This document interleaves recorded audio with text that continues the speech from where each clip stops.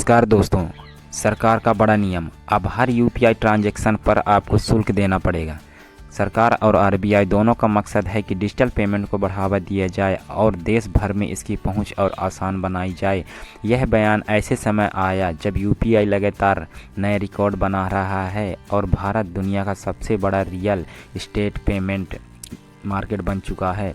भारतीय reserve bank यानी कि आरबीआई ने बुधवार को डिजिटल पेमेंट यूजर के लिए बड़ी राहत दी है। आरबीआई गवर्नर संजय मल्होत्रा ने मौद्रिक नीति समीक्षा के बाद प्रेस कॉन्फ्रेंस में साफ किया कि यूपीआई ट्रांजैक्शन पर कोई चार्ज लगाने का प्रस्ताव फिलहाल नहीं है।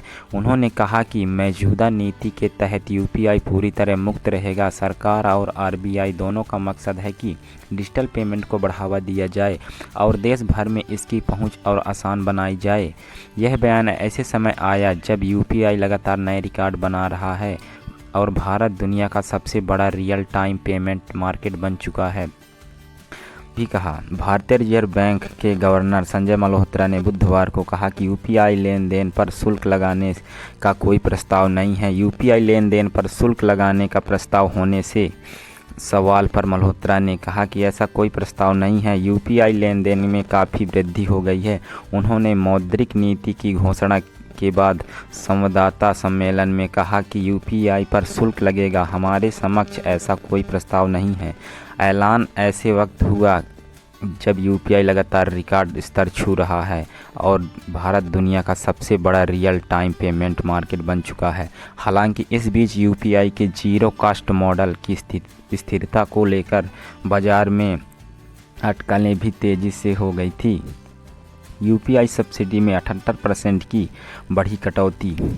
बता दें कि हाल ही में सरकार ने बजट में यूपीआई सब्सिडी में 78% की बड़ी कटौती की है।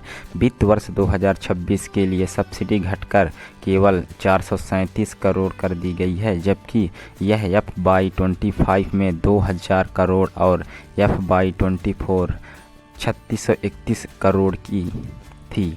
हालांकि मल्होत्रा ने यह साफ किया कि सरकार और आरबीआई दोनों का लक्ष्य है कि यूपीआई को एक जीरो कॉस्ट प्लेटफॉर्म बनाया रखा जाए ताकि डिजिटल पेमेंट को और ज़्यादातर लोगों तक पहुंचाया जाए।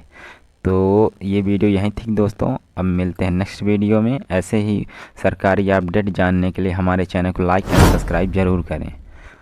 जय हिंद, धन्यवाद।